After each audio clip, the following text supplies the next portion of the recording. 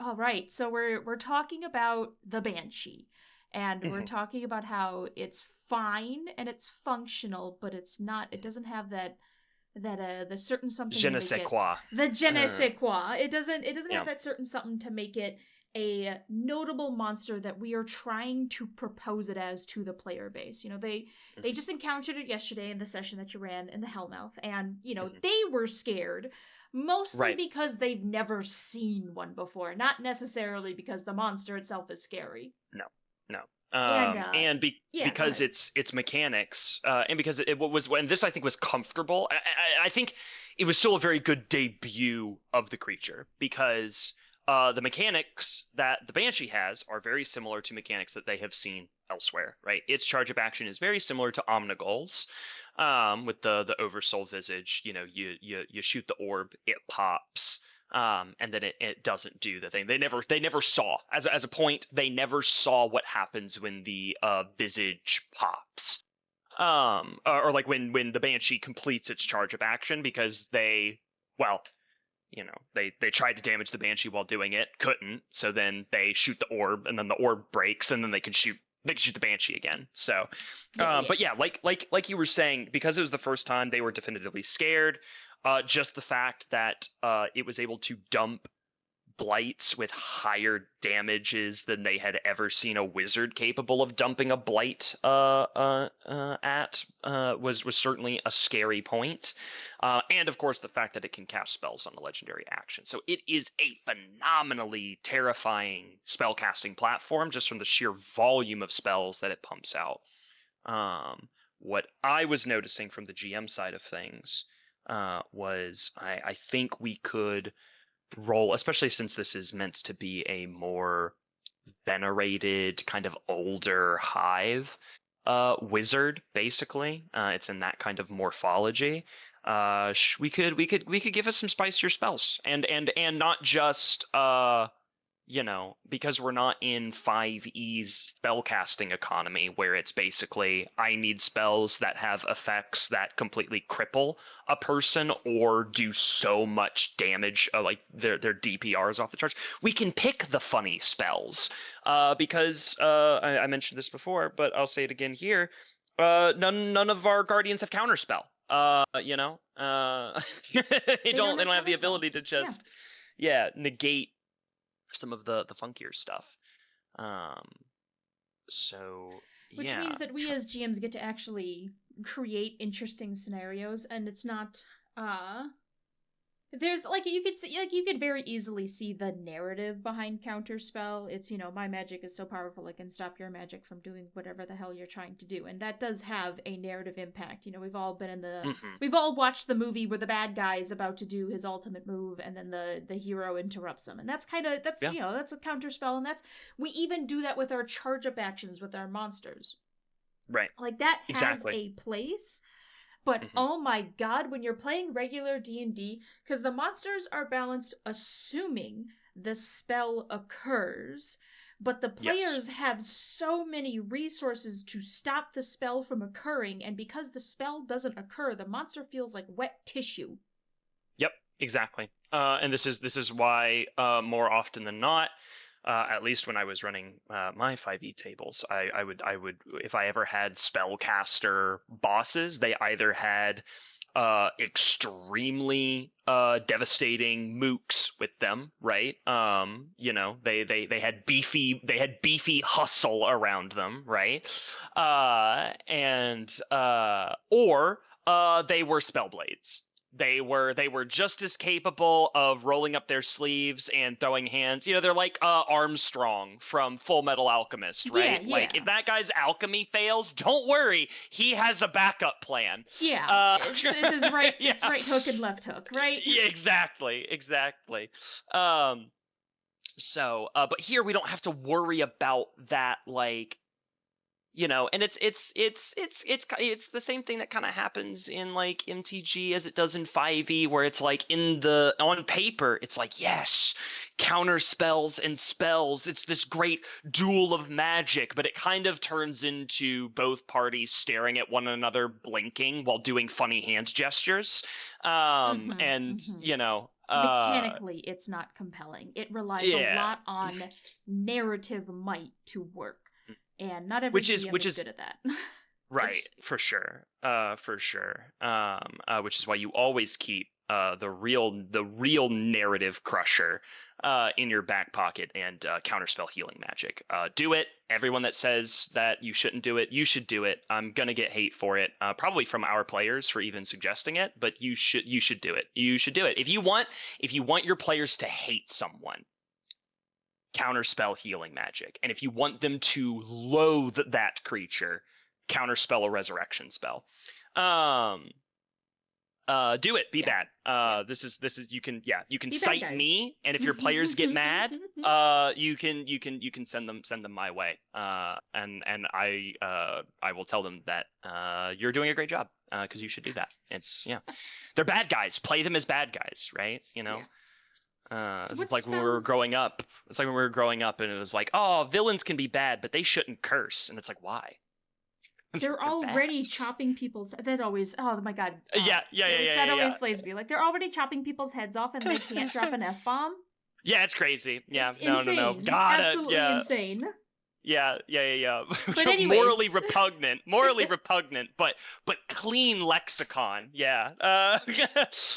Anyway. Let's back to what we're supposed to be talking about here, which is the Banshee, and you were talking about different ideas for different spells the Banshee could have. Oh yeah, because and this is why the counterspell conversation is relevant. There are so many cool spells in 5e that you just don't get to see, because they're either save or, because as a GM, they're save or suck, or ultimately they can be counterspelled, right? So you pull out these ones that don't do a lot of damage, but they have some horrible debilitating effect, or they bolden the boss, so that way, they're not doing anything now, but you're watching them charge up, and now they're terrifying. When you go like, oh, yeah, no, I don't want him doing that counterspell, and you're like, well, this was the cool part of the encounter, man. Like, this is the fun. Oh my god, this is okay. Yeah. I can't go on another tangent. We can't go on another tangent. But maybe later. The point being is, it actually was really, really fun for me, because earlier this morning I was digging through some of the 5e spell sheet, and actually just going through some of the spells that like I would never have put on my archmages, because they're and some of these are pretty good. But I mean, for those of you that have run bosses, especially in higher level encounters, you don't have wind up time, right? You don't really, in normal 5e, you don't have wind up time, but we get a little bit of wind up time with how we have D&Dest set up, especially our server events set up. Obviously some of these spells are just really good. Like Shadow of Moil. I don't know if you've seen this spell, Kitty. This one I think is a ZTG. Yeah, it's a Xanathar's Guide to Everything spell. Because I think we can because I think one of the cool things, right? So as the legendary actions of the Banshee, it can spend, for 2 legendary actions, it's got 3, it can spend 2, and cast a spell of 5th level or lower. Right now, the great options for that, if you're wanting a combat utility one, you've got Fear, which is good, but it's a save or suck with a, even in our game, commonly resisted or immune feature, which is fine. We want to reward players for having that, right? So it's a good tool in the arsenal, but wizards get the same spell. And this was kind of part of my thesis statement of this conversation is I would like to diversify the Banshee spell portfolio in order to help give it some options that still put it into that spellcaster role, but make it feel decidedly not just like a wizard who went to the magic gym. So, because ultimately the tools it has in its toolkit are still Fear, and Blight. We've got some other secret ones at the high levels, which I won't go into even for this video, that will probably be revealed at a later point of relevancy, because I want to keep that tool in our back pocket for as long as possible. But like, that's a special circumstance kind of a spell. You know the one that I'm talking about, Kitty. Yeah, I know it. And yeah, so, and it's one of the ones that it's capable of casting at it, but it needs its highest level resources in order to do that, so it doesn't fit into its normal hyper aggressive spell casting economy, right? So I was kind of trying to look at some of the lower level spells that I think could help paint encounters. And I think what would also be good about it is kind of can make the Banshee an unpredictable fight, whereas a wizard, you know what's coming, right? Okay. Wizards, you learn their shield, you pop their shield, and then you beat them to death, and then the whole time you're trying to do that as quick as possible, because they drop a smoke, and then it's blight until they're dead, right? That's what they do. And Arc Barrage, right? They blight on their turn, Arc Barrage out of turn, and that's what makes them so scary. And that's fine. That doesn't need to change, obviously. They're just an elite tier enemy. That's what they should be doing. But the Banshee, I wanna be bad. I want right up to I counterspell your healing spell bad.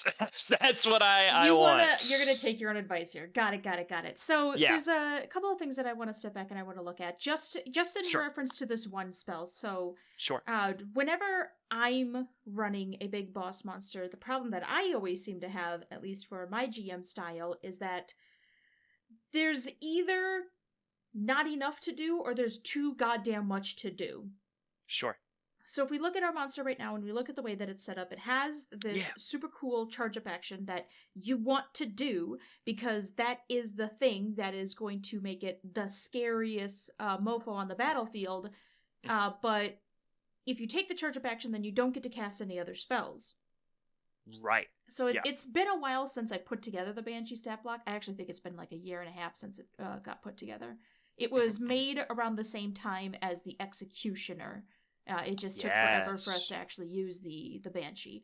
But anyways, the point being that when I am putting together stat blocks for monsters, I'm thinking like, okay, am I giving myself too many options? I don't want to deal with choice paralysis. You know what I mean? Sure. I'm very susceptible to choice paralysis. So if we give this as a spell, it obviously it has the spell slot economy for this, and it does give it a lot of diversity. It's just,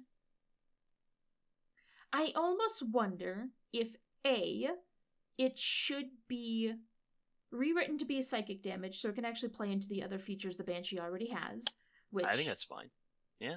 Yeah, so it wouldn't be this exact spell, but then should it be a spell, or should it be an effect the monster gets to do, an action it gets to take? I don't think we need to be afraid of it being a spell, because it's a wizard. It's a caster. It casts spells, and a lot of what it's doing is about casting spells. So I actually think leaning into that is a good thing.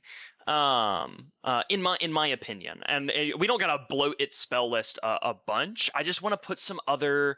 I want its Swiss Army knife to be more than the cheap little ones you get from the gas station with like the knife, the pair of scissors, and the toothpick.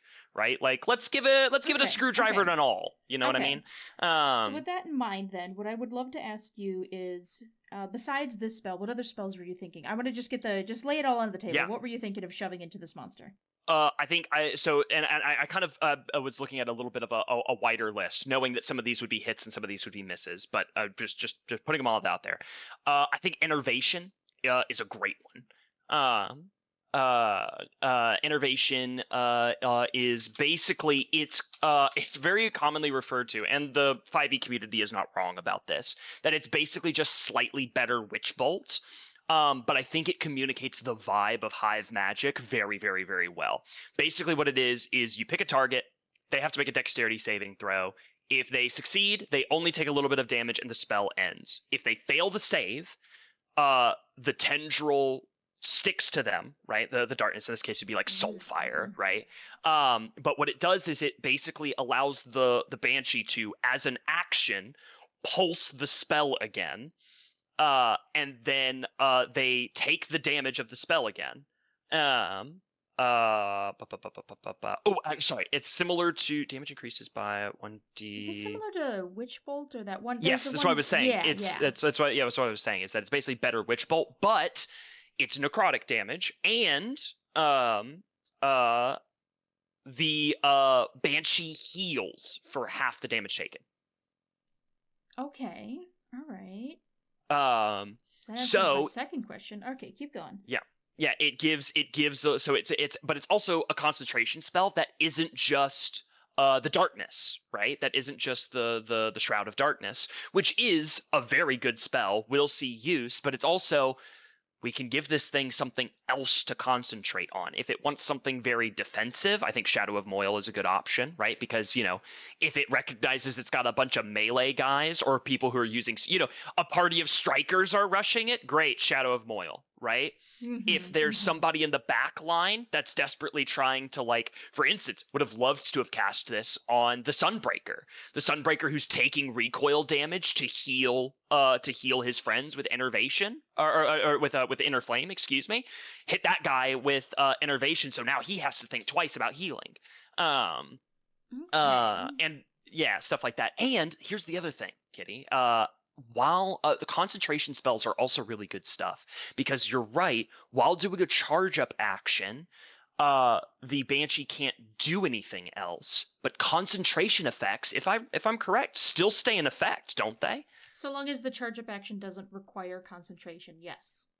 Right. Yes. And I don't think this one does. I don't think it does either. I think it's because I think it's just the Banshee goes immune, and the trade-off being that it doesn't have to concentrate on its charge-up action, but it's also fairly easy to interrupt the charge-up action. Yeah, you shoot the orb. Shoot orb, action, go away. It's pretty low AC, pretty low HP. It's shoot orb and you're done. Which is also fine, because basically what it does is it buys it more time. It's really more of a defensive ability than anything else. Like, yes, there is the universe in which it pops, and it's very bad if it pops. It is very bad if it pops. But that's also counterbalanced by the fact that it's fairly easy to prevent from happening. But what it does is it's a defensive capability. It effectively gets to be immune for half of the initiative order, and then the other half of the initiative order, it goes right back to taking its turn and using its legendary actions, and that part of it flowed perfectly. I almost want to give it a lower initiative because of that too. I can't remember what I gave it for a dex mod, but I almost want to give it a lower initiative. It's only got a +2. Yeah, I almost want that to be lower though, because I want it to go relatively last. And the Banshee does relatively want to go last, because if its charge up action does get interrupted, the fact that it does get to take its turn like normal, unlike other charge up actions where they usually get stunned for a round or something like that. Right. Yeah. That's really powerful. It is very powerful. I think with +2 at the CR that this thing is going to be chucked out at, I think the +2 is going to be okay. But we can think about it. I mean, like a +2 initiative, you also got to remember this thing's primarily, at least so far, probably only going to be popping up in dangerous areas for the time being. Which means that more often than not, people are burning their resources to get the initiative bonus, right? So like literally in the encounter that the Banshee was in, because it was the final encounter, it ambushed them at their escape to safety card.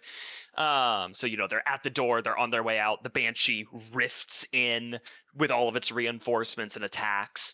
They were all like, yep, burn all of our resources to get as big of an initiative bonus as we can. So they definitively went first, right? Literally, they had their turns back to back to back at the top of the initiative order, which was both good and bad for them. But anyway. Okay. So any other spells? Any other spells? Oh, yes. I think Bestow Curse could be a really fun one. Ooh, that one. Because it's the one it affects the ability score, right? Yeah, so you get to pick options. So they choose an ability score, which for them, and given a lot of their spells, they could pick Constitution, right? Set somebody up to just be like, oh, you're going to be the target of my blights for the foreseeable future, right? So they hit a bestow curse. The other big thing about this one, Kitty, because it has basically warlock-esque spellcasting functions, right? All of its spell slots are 5th level minimum, right?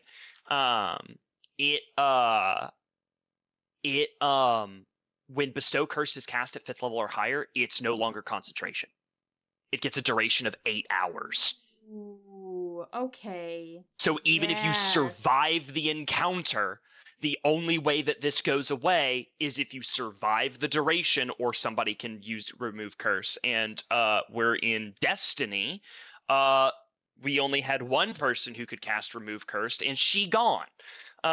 She you know, the Praxis. Yeah. So, you don't know what you got till it's gone. But it's more than just the ability score thing. It's got other effects. So you can choose one ability score while cursed. The target has disadvantage on ability checks and saving throw made with that ability score. One of the other ones you can pick is while cursed, the target has disadvantage on attack rolls against you. While cursed, another one, the target has to make a wisdom saving throw at the start of each of its turns. If it fails, it wastes its action that turn doing nothing. While the target is cursed, your attacks and spells deal an extra 1d8 necrotic damage to the target. So imagine you bestow curse on somebody, then cast Enervate. Now they're taking extra necrotic damage, you're healing more. It can get pretty spooky. Okay. Yeah, this definitely becomes a monster that wants to harry the fire team multiple encounters in a row.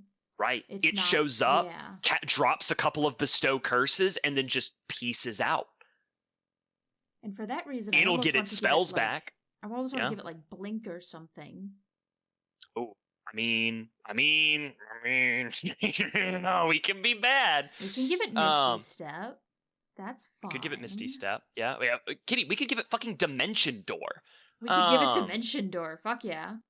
Because Misty Step is only 30 feet. Now we tend to have smaller maps because, as we've talked about before, and this is a great conversation for another time, but bigger maps are not always good.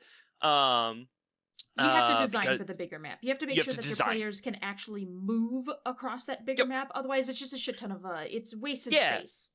If you're running for a party of thread runners, make as big of a map as you want, right? If you've got thread runners and arc striders in your party, make a big map. Big map, great. Mm-hmm. But if you've got a Sunbreaker or a Defender, forget about it. Forget about it. Yeah, 30 feet's pretty much. And 30 feet is the average of what a Guardian's going to be able to move in a turn without resorting to any class features or anything like that. So most of our maps are 20 squares by 20 squares, so that's I think so. 120 by 120, something like that. Something like that. Here, I'm literally in one of our patrol maps right now. They are 95 feet by 95 feet. Okay.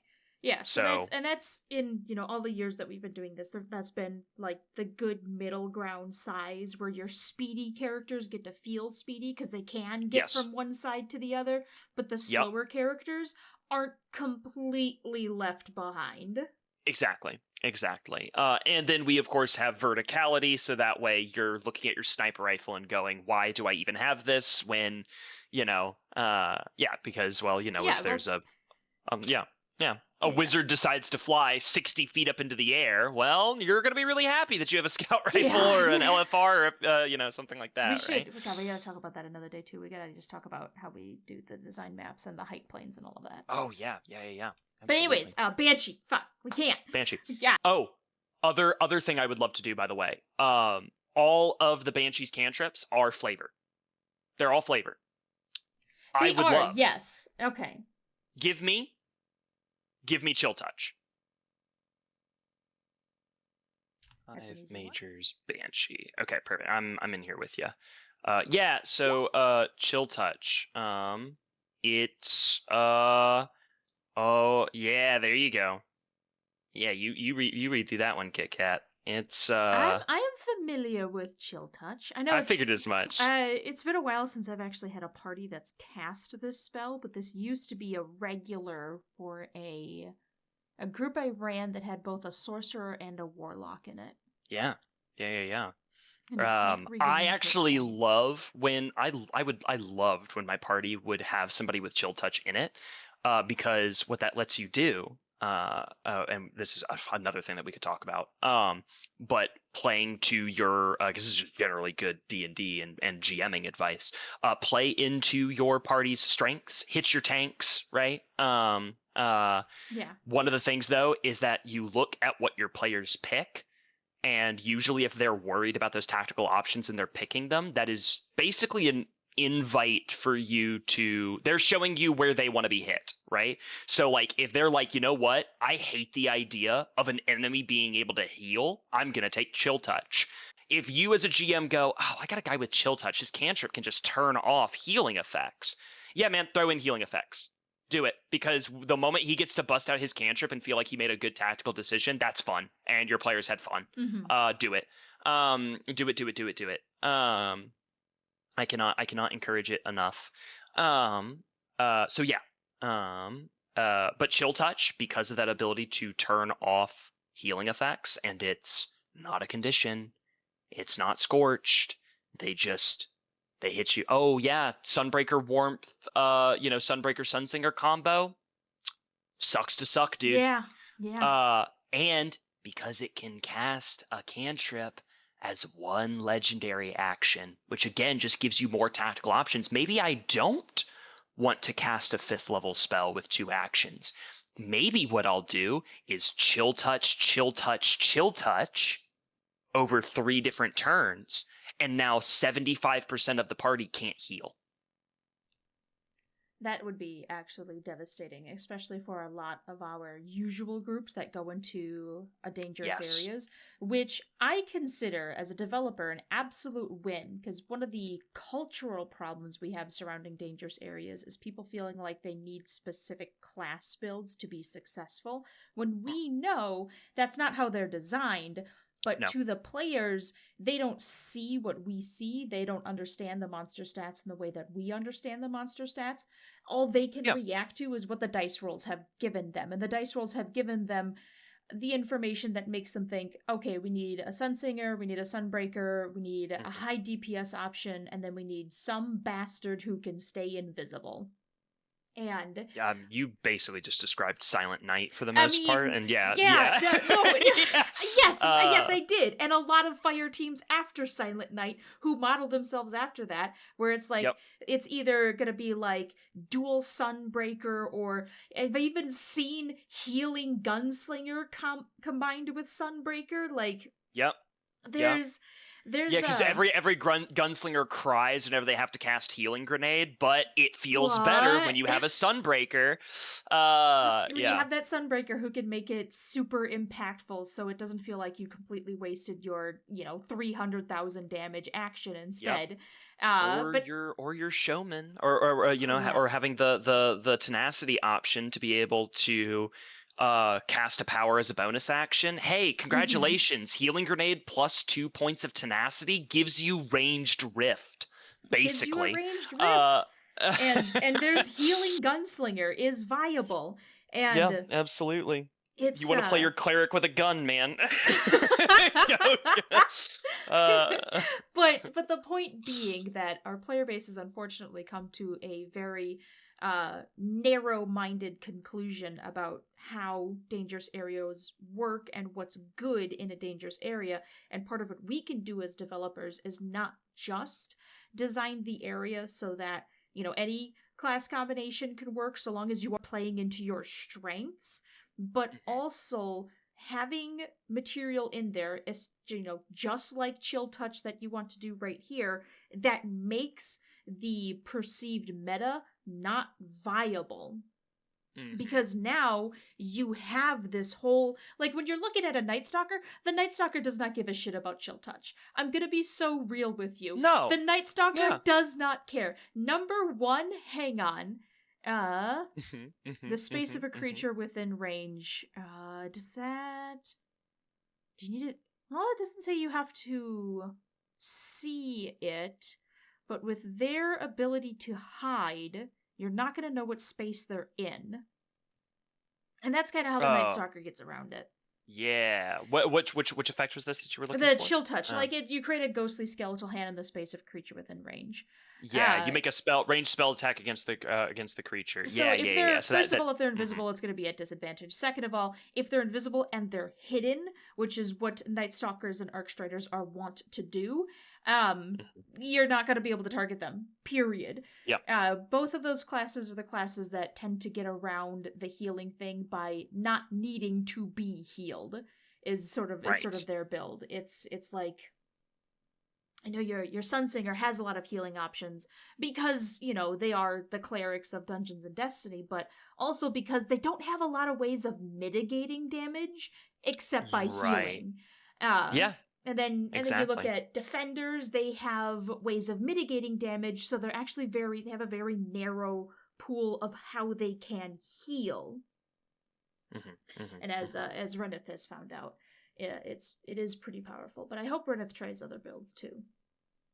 Anyways. Yeah, I think I've seen Reneth trying other builds as well. I think last time. Oh yeah, no. Actually, in one of the oh my gosh, this was such a fun build to watch him play. He did a build that was entirely focused on getting as many ad-op attacks out of Risk Runner as possible, with one of the other features that was about being able to make a reaction attack whenever somebody entered into your space. So he did that with Risk Runner, and it was just an electric typewriter. It was hilarious. That sounds hilarious. It was so cool. Literally, we're getting to the point where he was not able to do it anymore because Risk Runner ran out of ammo. He was making that many attacks out of turn that he wasn't able to reload the gun until his turn again. Oh my god. It was awesome. Pretty nice. It was so cool. It was so cool. Anyway, I think another spell, a bigger one that could be scary to compete for some of those higher options than fifth that the has. Harm. Let's go look up. I think is a really spooky one because it does a lot of damage. And if they fail the save, it's base 14d6. I mean, it's 6th level, I guess. Yeah. Because this is they're taking the damage from Blight, going well, you could just upscale Blight, so we have to make the 6th level spell competitive, right? Which is one of the things, right? Absolutely, upcasting Blight, and that's doing more damage on average. The players noticed that and were spooked, right? However, on the back end, upcasting Blight from 4th to the highest level that it's capable of casting, because I want to keep it a secret. It's not that much more damage. This, however, is a significantly higher amount of average damage per cast. But you can't cast this lower. It's only going to be able to cast this a little bit. If the target fails the saving throw, its hit point maximum is reduced by 1 hour by an amount equal to the necrotic damage it took. Yes. That's insane. Now, Kitty. But I mean, the damage can't reduce the target's hit points below 1. Okay, so it can't just destroy you outright. No, because it's harm, not power word kill.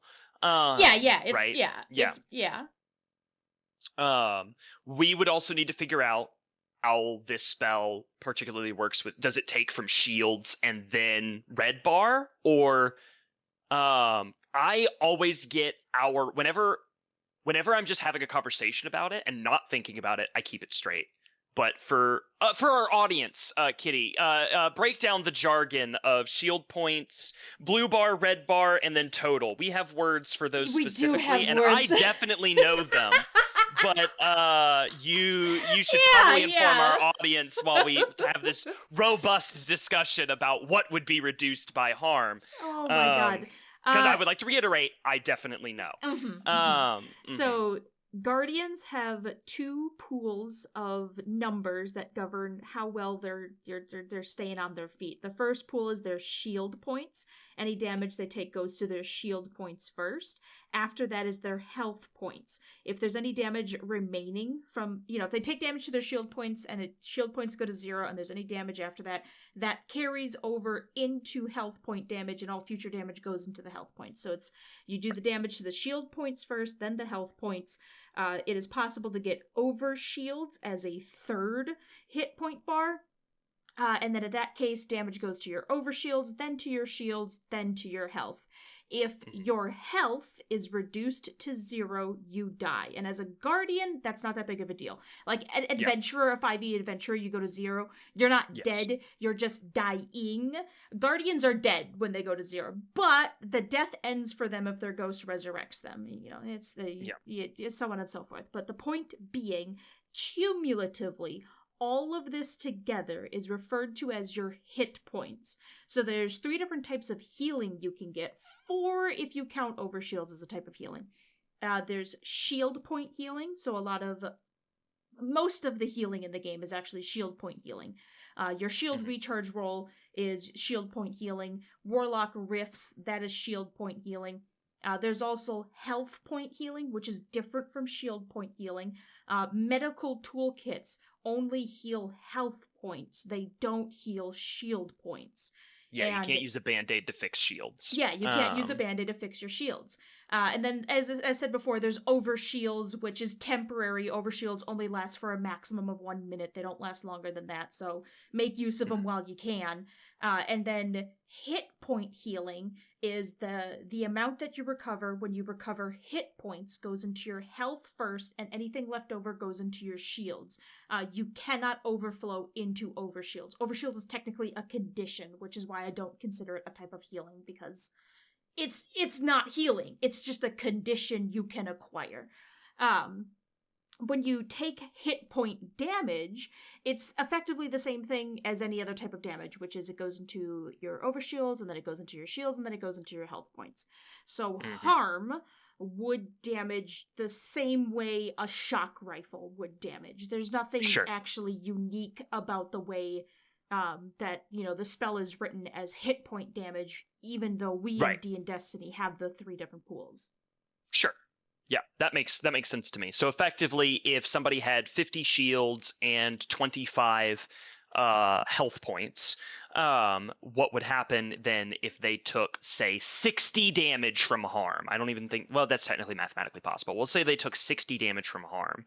I guess the reduction would just occur in that order then. So their maximum shield points would be reduced to 0, and then the 10 spillover damage would reduce their hit point or health points accordingly? Yes. Because, okay, fantastic. So there is a weird hypothetical then. Basically, the hit points that it's hitting, they're just deleted. So hypothetically speaking, curse, right. So, but then here's a good hypothetical question though. If a Guardian were, say they had 25, they had 50 maximum shields, 25 shields, and then 25 health points, and they took 40 damage from harm. How does that get reduced? So because the wording on harm is that the hit points can't be reduced to 0. When you do hit points, that just tells you the order of operations, and you're just going to follow it. For healing, the order of operations is from the bottom pool to the top. And for damage, it's the top pool to the bottom. So got you. So that wouldn't reduce. It can't reduce your health points below until you have no shield points to lose, whether that's the current count or the maximum. Okay, super dope. Super dope. Well, that was like the only. Just to make sure you understand. So if the Guardian has 20 shield points and 20 health points, and they take 40 damage from harm, they are left with 1 health point. Right. My concern was about the maximum.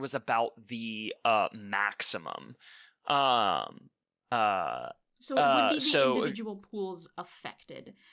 What we could do, because these are very, these are very good questions, and like in my head it's like, oh, the mechanics cover this, but Also, as a editor and someone who has to handle a lot of the logistics of this stuff, I'm thinking, can I rely on the average GM to understand these mechanics that I understand? Keeping in mind, I understand these mechanics because this is literally my full-time job to understand these mechanics. Yep. So what we could do is we could take the harm spell, we could make something similar to it, but we rewrite the mechanics so that it targets Dungeons and Destiny mechanics rather than having to graft on 5e mechanics to our system. Yep.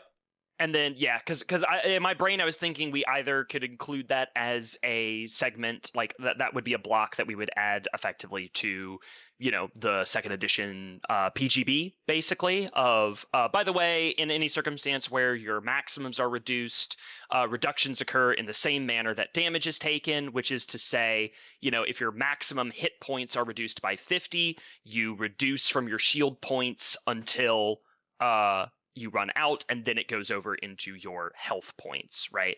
So even if, because this is the circumstance where the point of confusion that I had, and maybe still have a little bit, so I'll take this as a moment to clarify. If you're at 20 shields, 20 health, but you have a maximum shield of 60, and you take 35 damage from harm, 20 damage reduces your shields to 0, and then the remaining 15 would bring you down to 5 health points, but your shields would go from 60 to 20. Your max shields would go from 60 to 20. Well, your max shields would be reduced by the amount of damage harm did to the shields. Harm did 20 damage to the shields, so your maximum for shields goes down to 40. See, I like that. I actually like that ruling better. Okay, good. And fantastic. Then great. Perfect.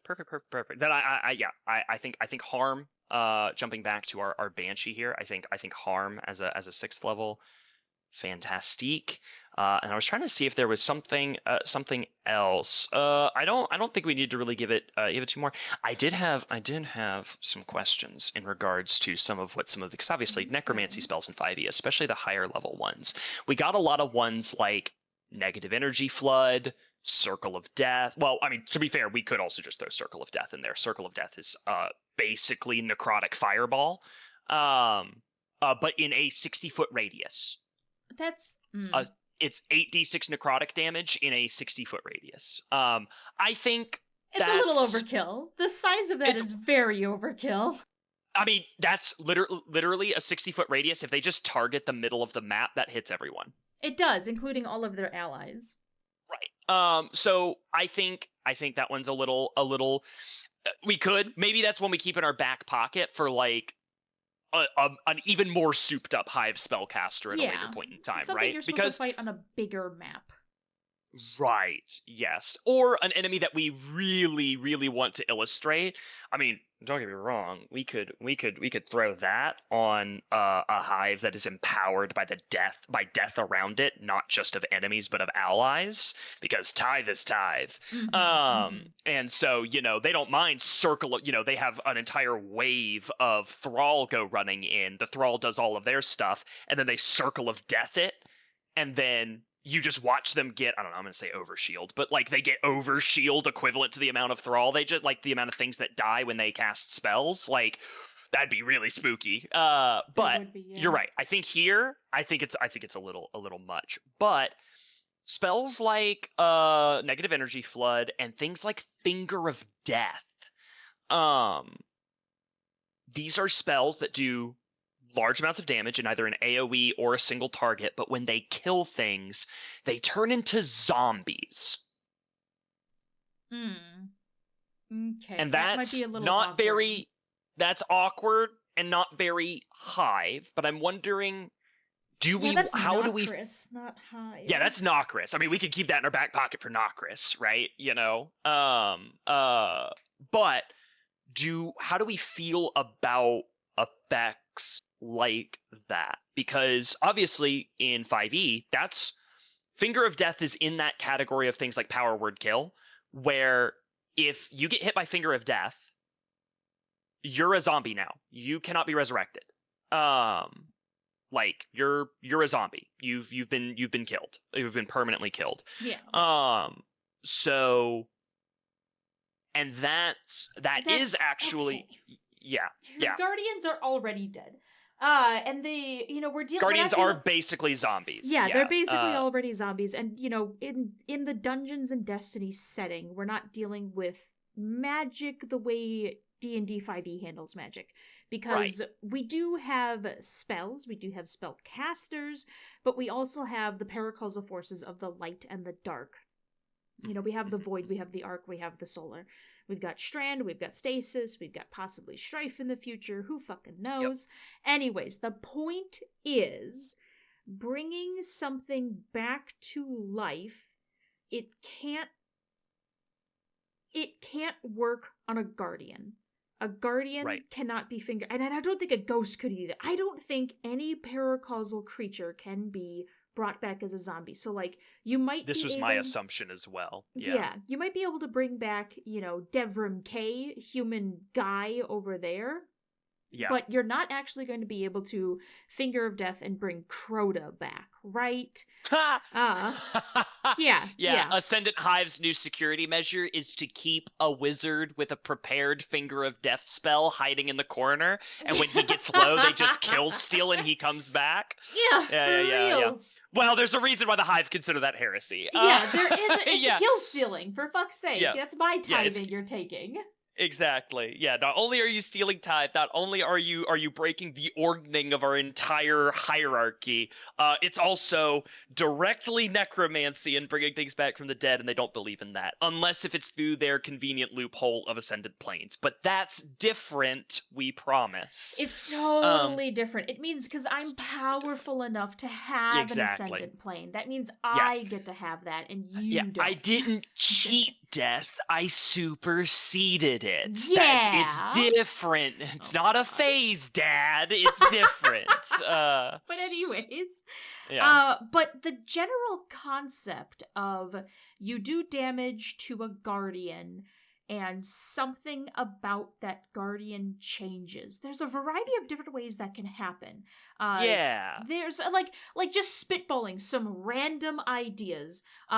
It's Finger of I temporarily delete one of your features, where you cast the spell and, a random feature or maybe in a chosen feature, whatever, you can't benefit from this for the next 24 hours. And anything that relies on that feature, you also can't benefit from. So if you lose the feature that says you get to pick an aspect, whatever aspect you picked for that feature, you don't get, and any power that you learned because of that aspect, you also don't get. Well, we can even toy around with that too, because targeting, like trying to write mechanics where it targets a specific feature would be a little tough, I think. Great for custom at table stuff because a GM can cook that kind of stuff up. Yeah. You're gonna know I would uncork that on my players in a heartbeat. And that with the counterspell healing and resurrection magic, I'm probably giving the intention I'm a really evil GM, but I promise you I'm not. I love beach episodes as much as the next guy. But anywho. So targeting a specific feature is probably going to be really difficult with that one. But one thing that's universal across all Guardians is their power charges.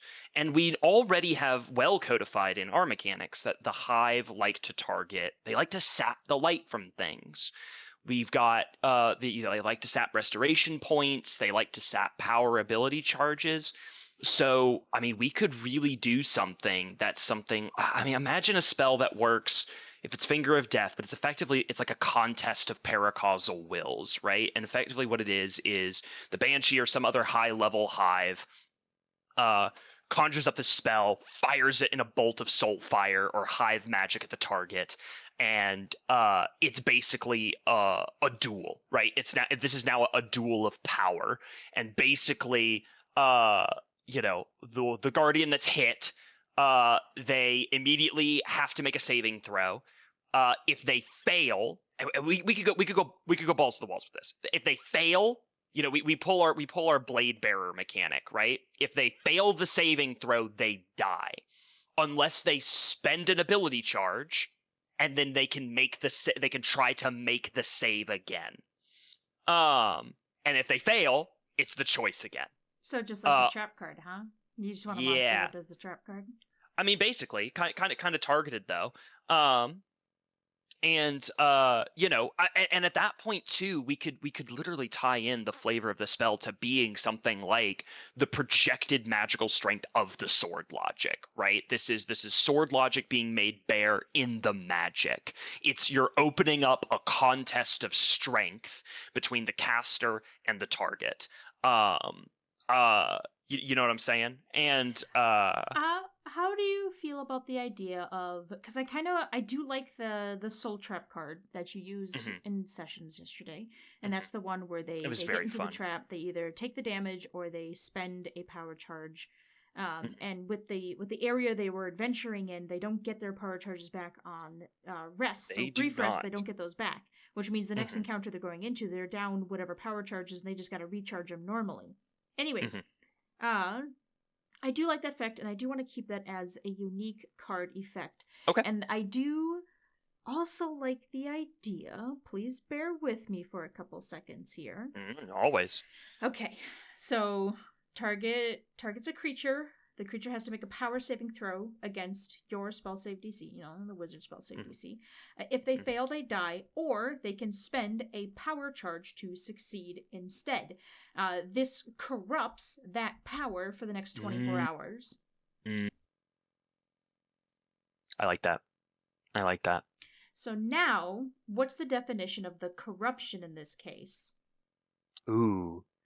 It could be interesting. Yeah, there's a bunch of different ways that we go about it. The corrupting could literally just be they cannot regain that until that curse is removed from them, or the time fades, right? Because if it's cursing them, it's cursing their light, just whatever that is, it should not be able to be cleansed just from a guardian reset, right? No buckshot breakfast is clearing this up.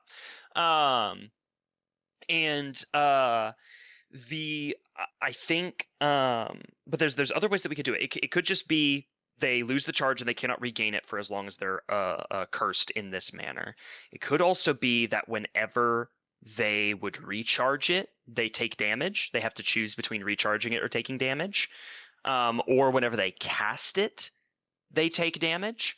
Something like that. But I feel like if we're going with our core identity of the Hive and how they interact with a lot of this stuff, I think the simpler one, and I think the more terrifying one, is they just lose it.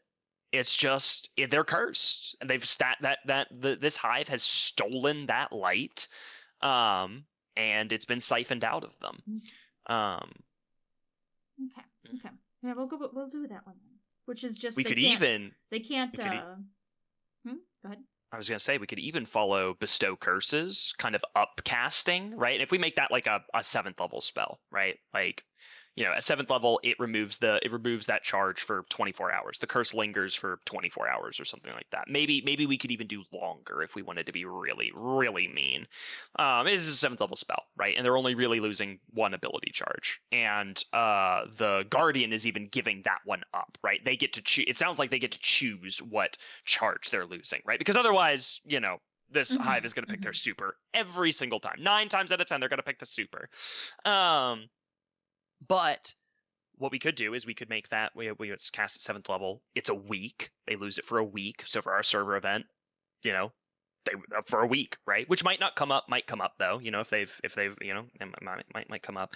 But if it's cast at 9th level, they lose it until the Hive is permanently killed.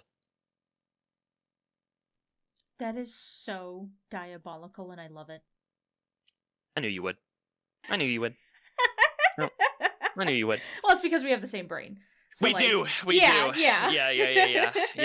Yeah. The guy who printed our brains was not creative.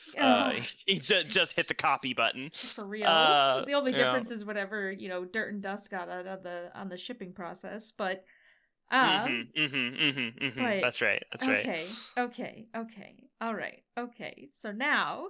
So we could write that up custom and give that to our Banshee, because their other 7th level option is I think a special occasion. That's the nice bottle of champagne up on the shelf, right? We're saving that for like a graduation, or I'll for me, if it were just me. Obviously, other GMs, if they're running a Banshee, they can do whatever the hell they want. They wanna cast that one on people, go for it. Do not take this as a dev telling our GMs, yeah, it's on the stat block, use it. In my opinion.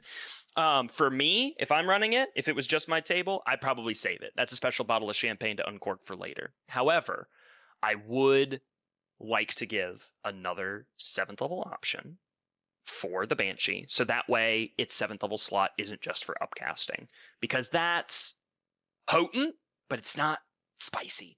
You know what I mean? So we could write this spell up that we're talking about as a 7th level spell. Call it Paracausal Wound or something like that, right? Paracausal Hemorrhage or something like that, right? And it's 7th level, and then we put in there as well, if it's upcast to 9th level, then it's that's gone until until that hive is permanently killed, So. Okay. God, and then maybe we and absolutely. Then do you want to make a Banshee into a villain, Drac? I was gonna say look, I was excited to run the Banshee, but the Banshee's not like my end all be all. Okay. But I mean, we could grab that and throw that on a Death Singer, something a little bit more. Yeah. Because I mean, what's a better way to bait a Guardian to come listen to your song than to steal their light and then run away into the depths of the Hellmouth? Yeah. Right? Mm-hmm. Especially if they're hyper tactical. Kitty, I'm already building the encounter in my brain. And I don't mind the players hearing about this before it comes up, because I drink their fear. Yeah. And imagine the encounter where it's a Death Singer, and the majority of enemies are things like light-starved acolytes, silencers, and slowly the fire team is, and it's in the Hellmouth, right? So they're not getting their spell slots back as readily. They're saving their supers. One Guardian has their super saved. The Death Singer, being a tactical spellcaster, knows, points, looks at the person who their only remaining power charge is their super, hits them with this, the Guardian fails, they lose their super, the Death Singer smiles, and then on their next turn, teleports away. Just fucks off, takes your money, and runs away. I ran your pockets, kid. Tough luck. You want to do something about it? Come find me. Come find me. You know what? I'll play a good song for you. Oh my god. Okay, you know what this needs then, right? What's that? We need a system for designing Ascendant Planes and the mechanics of Ascendant Planes.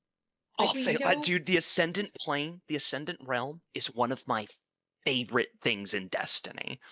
One of my favorite things in Destiny. I love it. It's really cool. It's very aesthetic, but it's also very inconsistent from one use of it to another.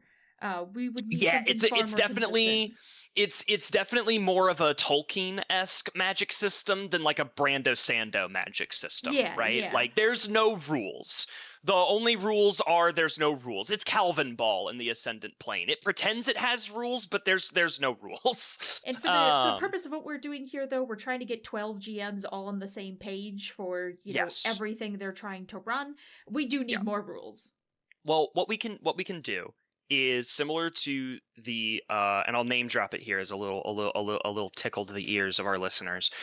Similar to our villain system, we can build a GM tool for designing Ascendant Planes. Basically, have a budget, relate it to the tier, and that's super easy to do, right? And those two systems actually kind of marry, because we just marry it to the tier of the Ascendant that has the plane, and then according to their tier, they get to build it in such a way. And here's the general descriptor of what, because we've got, like, as we've seen, lower tier Ascendant creatures don't get to actually shape their planes all that much, right? Like the Mindbender, very potent for the creature that they were, in the fact that they were able to make an Ascendant plane at all, but their Ascendant plane looked very similar to what the Ascendant realm uncontrolled looks like, right? Which is just nothing mess. and flotsam and jetsam and just the errant, you know, it's like mess. the inverse of it's a mess, right? It's a chaotic mess of all of the detritus of existence,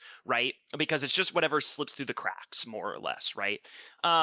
So in that way, though, so, you know, lower level ascendant creatures don't get to shape that very much. They get their spit of land, but it doesn't look like they don't get to like design their house at all, right? Mm-hmm. Then you've got Savathun, who she builds like an entire pocket dimension in the Ascendant realm, to the point that it doesn't even look like it's the Ascendant realm anymore. But it is. It absolutely is. It's just she's made it pretty.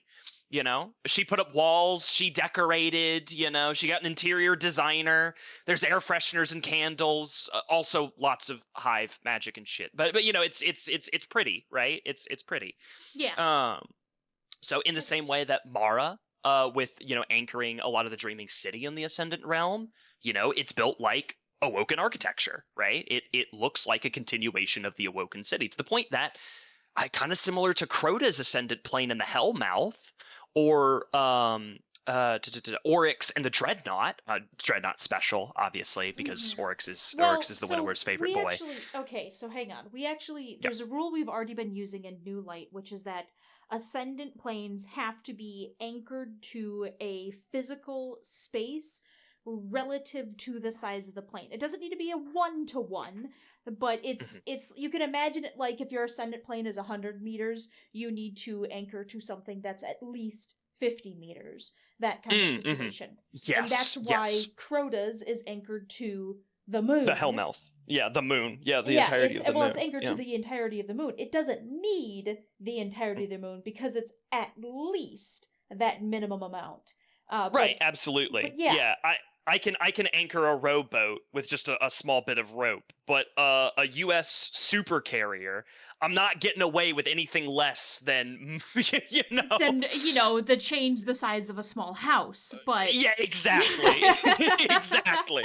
Yeah, and that's kind of how Oryx's Dreadnought also works. And so the thing with Oryx's Dreadnought is that it can't move. It's Oryx's daughters are actually just mad geniuses, and they've just figured out how to slice space to make it fall into whatever space he wants to go to. Eidolon's explained it to me once before. It's actually insane. That's cool. From my less cerebral understanding of it, because Eidolon is just a genius. It's the fold space, folding a sheet of paper comparison of a wormhole, right? Like if you can fold space, you've got two distances, two dots on a piece of paper, you fold it together. Well, now the points are adjacent, even though they were on total opposite sides of the piece of paper before. So the Hive can do that in their super spectral cut through reality way, which is how tomb ships fly. They don't actually fly. They just kind of move from one they have a limited ability to like levitate and move, which is why they like slowly hover, but if they have to move any severe distances, they just open up a hive portal and slip through it, right? Yeah, because it's just not going to work. They don't have the propulsion, they don't have jump ships. But no. But yeah, so that's why Crota's Ascended Plane is anchored to the moon. It's anchored to Luna, and he only needs the size of the Hellmouth, but he's Crota. He thought he was going to need more later on. Yeah. Zivu Arath has her war moon, kind of the same concept, but her moon's a lot bigger than Crota's. We have Oryx, his entire Dreadnought. We have Savathun, her entire... I don't know what she has. I don't know what her ship name is, actually. Fun fact. She has Savathun. She has a ship. That's her Ascended Plane. Oh, does Savathun have a ship? What? Yeah, it's the great big circular ship. I did not know this. Oh my gosh, you're right. Oh, this thing. Yeah. Wow. The lure. Of course, it's called the lure. Hilarious. Go figure. Yeah, go figure. She's so funny, isn't she? Isn't she just hilarious? She's fantastic. She is great fantastic. wine aunt. True. But yeah, very, so very true. they have a physical space that they have to anchor the Ascendant Plane that is theirs to that space.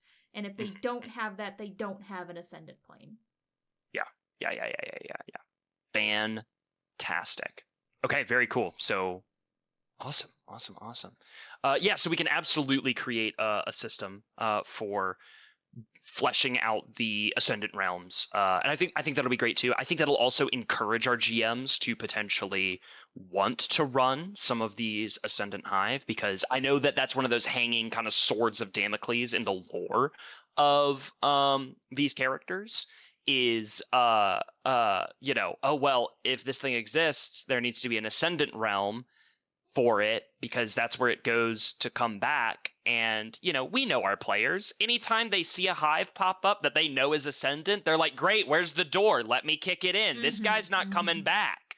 And I think that's a lot for a GM with no guidance and no structure in our system to have to develop. So if we do that, and we can use this Banshee perhaps as a jumping off point for that, I would love to do that. Demo that. We can talk about kind of the stuff. What I really want to do. I'm sorry, I didn't mean to interrupt you. I feel like I've been interrupting you a lot this whole time, but it's just because I'm excited. I promise. No, you're good. No, you're totally fine.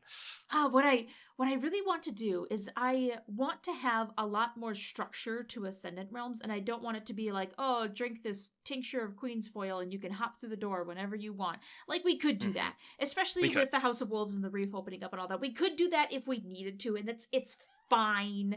It would work. It's okay. I would like entering an Ascendant Realm to be a little bit more of a puzzle and to be something a little bit more intentional that you have to do. It has to be something that you have to actually put together and plan for. I agree wholeheartedly. And I think one of the other things too is we can kind of develop the complexity of entering an Ascendant realm according to, again, to tier, right? So if all of it's related to tier of enemy, right? The size of the plane, the effects that they can manifest, and how you get in, that's all stuff that we can easily develop in order to help our GMs and potentially other people that want to see the content to be able to do. Because I mean, to be fair, these rules and subsets, I mean, obviously we're building them for a very specific purpose, but I think it could probably also be extended to things like demi-planes, right? Like just interplanar travel, period. Exactly. If we design this smart enough, you can apply it to a lot of things, not just Ascendant realms. Yeah, exactly. Okay, great. That'll be super fun to develop. The changes that I have for the Banshee, as a bit of a recap, is we've got a bunch of spells added on there. We're also going to add the harm spell. Sort of. Like, we're going to take the idea of the harm spell and we're going to rewrite it a little bit, and we're going to make it so that it targets D and Destiny mechanics specifically, so that we don't have to worry about those kinds of questions. But we're also going to add the Paracausal Hemorrhage spell, which is, what is it, a base level 7th, or do you want to make it like a base level? Base levels, I think base level 7th. Okay, I think anything lower than that, and I think we'd be stepping on Bestow Curses territory too much. Okay. I like Bestow Curses, and that's, I think, kind of fun. It's got minor curses that it can inflict with Bestow Curse, and then it's got big ones that it can inflict with Paracausal Hemorrhage. Perfect. And we'll add that to the Death Singer as well. And then in a future session, we're going to have to talk a lot more about Ascendant Planes and the rules governing them. Oh, yeah, you really got to twist my arm for that one. I know. It's just going to be a pain in the ass. Really. Yeah. Okay, well, very cool. No, I like this. I think just these minor little spell changes, I think are really gonna kind of, because we had such a good base kit with the Banshee. We just needed one other little thing, just one other little thing. Extra. Okay. A little extra. I love this job. Okay. It's a great job. All right, we do got to end the recording there, though, for sure, because I got to bounce.